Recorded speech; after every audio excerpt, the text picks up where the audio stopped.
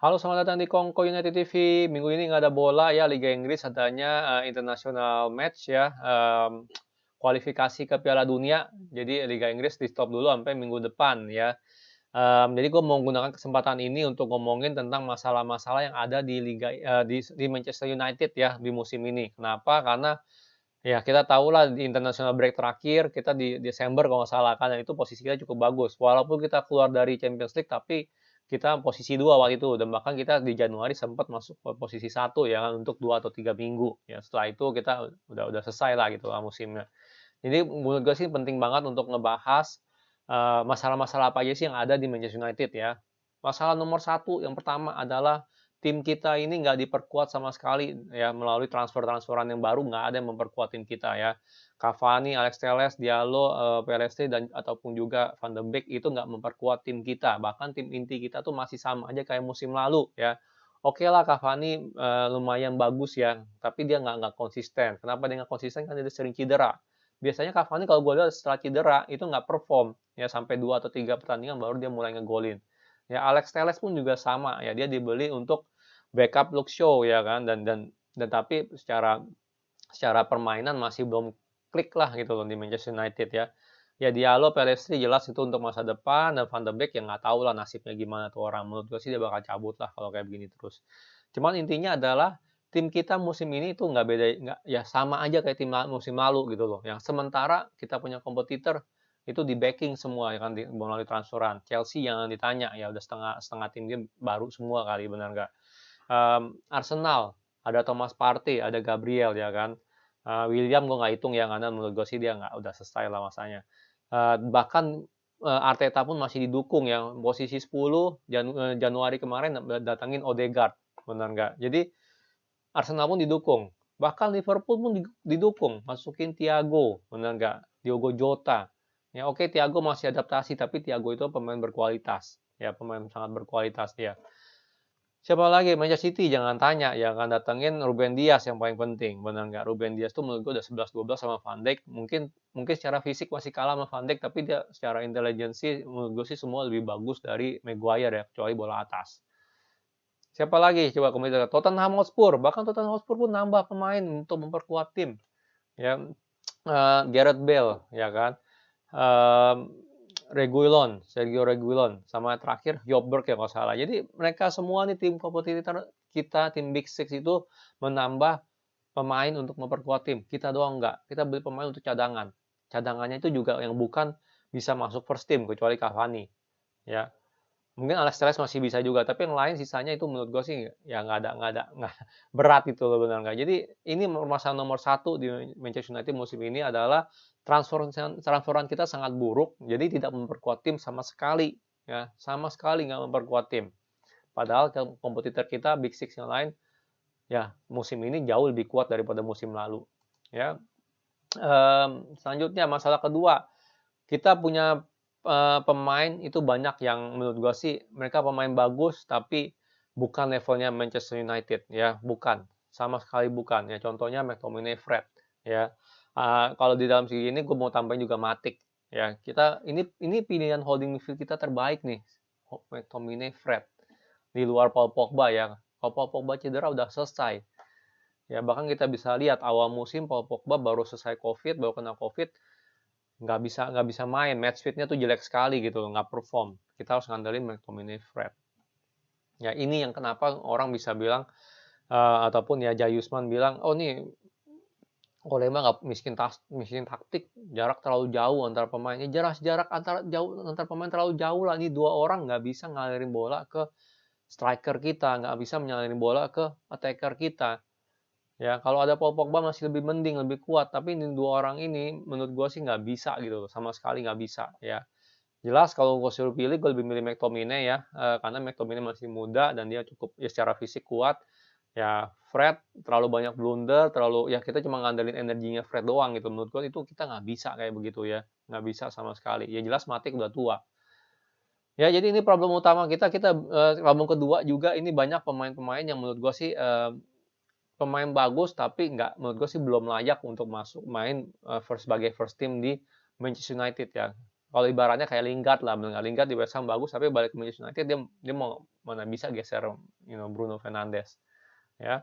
Yang kedua lagi nih, ya kan, ini pertama McTominay dengan Fred. Ini juga menurut gue sih problem utama ya, pemain-pemain yang bagus tapi kurang cocok gitu kalau gue bilang ya. Maguire, Lindelof itu dua defender yang bagus ya, tapi mereka berdua kurang cocok. Masalahnya kenapa? Suka melakukan blunder, terutama terhadap counter attack lawan ya. Counter attack lawan gini, yang bikin mereka lumayan itu adalah Maguire kuat, benar nggak? Maguire kuat di udara, ya secara fisik pun juga dia kuat. Ya tapi ya dia lambat, benar nggak? Lindelof pun cukup kuat sebagai defensif menurut gua ya, dan nggak jelek gitu loh. Cuman ya kalau dipasangin dengan Maguire, menurut gua nih mereka kurang ada speed. Ya, jadi kita kalau setiap kali kena counter attack selalu ngeri nih, ya kan? Kalau mereka out of position, udah selesai.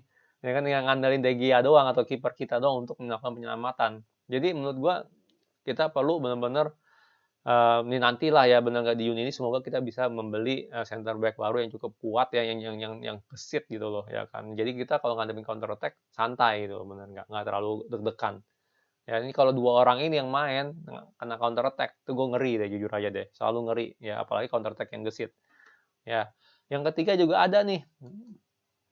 Nah ini Jadon Sancho ya, tapi maksudnya bukan Jadon Sancho problem Manchester United, tapi di posisi kanan kita, right winger kita itu kosong, sama sekali kosong ya. Jadi kita udah defender ada problem ya, partnership Maguire Lindelof.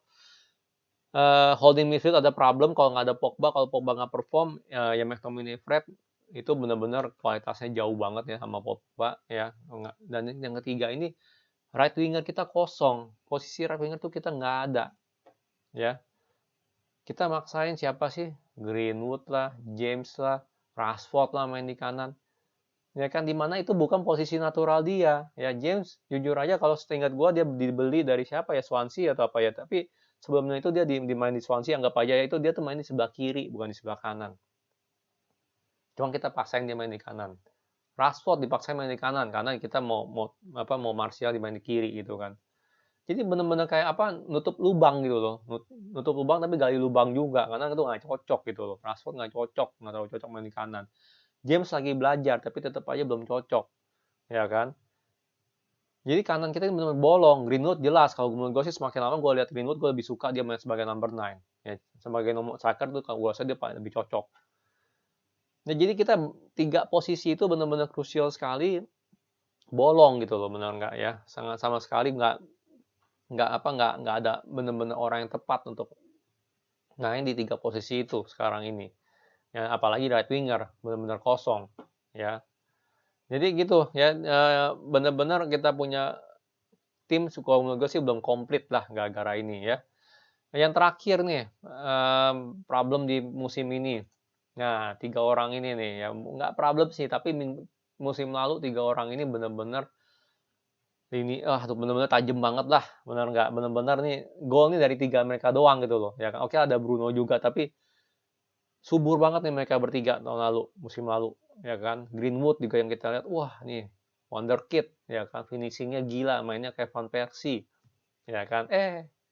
Awal musim dia ada problem, bener nggak, ya kan. Problem cewek, ya kan. Bandel tuh orang, bener nggak. Ya kan, Martial. Nggak tahu deh nih orang finishingnya makin lama makin katro, ya kan. Kita cuma ngandelin Rashford doang sama Bruno musim ini. Cuma 2 orang itu, ya kan. Sementara 3 orang ini ya, lini depan kita musim lalu yang sangat subur.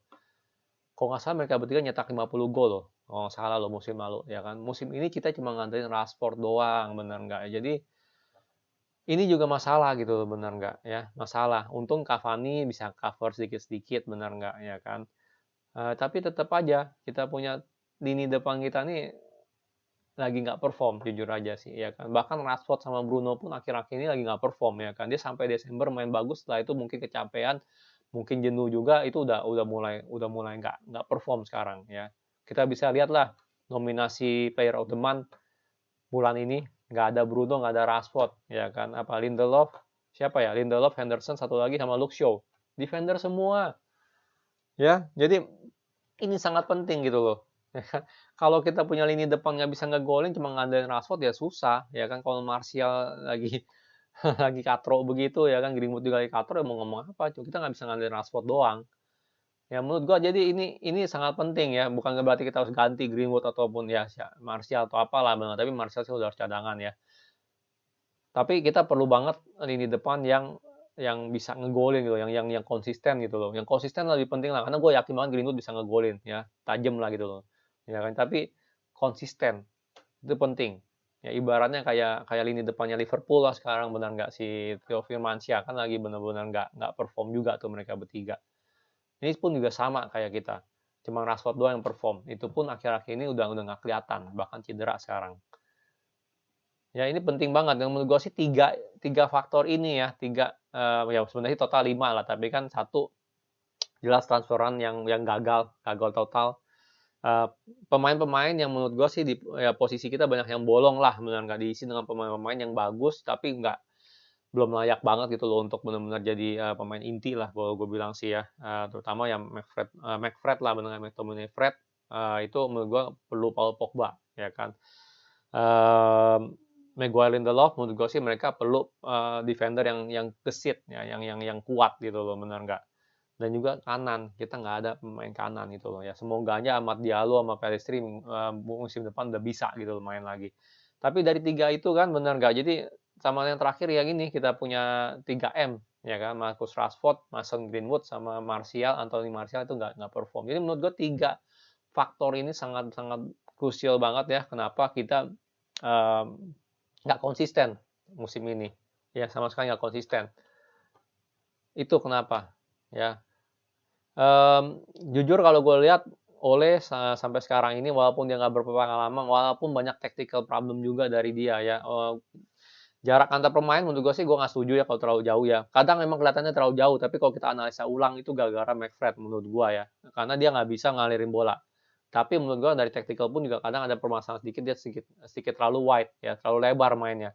Ya, kalau lagi nyerang di kiri, si James bisa ngendok di kanan gitu loh, bener nggak, di dekat garis gitu loh, bener nggak. Jadi guys throw in gitu. Jadi itu menurut gue sih sedikit, tapi tetap aja menurut gue sih tiga problem ini adalah yang utama, kenapa kita nggak konsisten. Ya, dan menurut gue dengan problem ini pun semua yang oleh lakukan, kita bisa juara ya sekarang ini peringkat 2 ya, nggak kayak Arsenal di peringkat berapa dia itu 10 atau 9 lah gitu kan. Liverpool yang terpuruk, ya siapa namanya, Tottenham juga terpuruk, benar. Menurut gue sih kita cukup bagus so far ya selama ini ya. Tapi kita nggak tahu benar nggak sampai akhir musim gimana. Tapi sampai detik ini menurut gue Ole cukup bagus lah dalam memanage tim ini. Cukup bagus ya kan. Ya oke lah, yang keluar dari Europa League, keluar dari Champions League doang yang menurut gue itu aduh, Ole bener-bener gitu loh, sayang banget ya, sayang banget. Cuman di luar dari itu menurut gue sih ya cukup oke performanya, terlepas dari problem-problem yang ada. Semoga aja lah ya kita bisa tetap ya finish strong lah, bener nggak, juara 2 boleh, ataupun dan yang lebih penting lagi adalah Europa League kita menang. Ya itu penting banget. Gue yakin Arsenal bakal fokus banget tuh di Europa League ya kan, karena dia udah hancur-hancuran di liga ya kan. Dia masuk top 6 aja udah bersyukur kalau gue bilang sih ya kan, karena Liverpool dan Tottenham pun juga udah ngincer ke posisi situ, benar nggak ya. Jadi itu ya kalau gue bilang, gimana, pada setuju nggak ya? Coba kalian komen ya, kira-kira ada problem apa lagi nih yang terjadi di Manchester United di musim ini.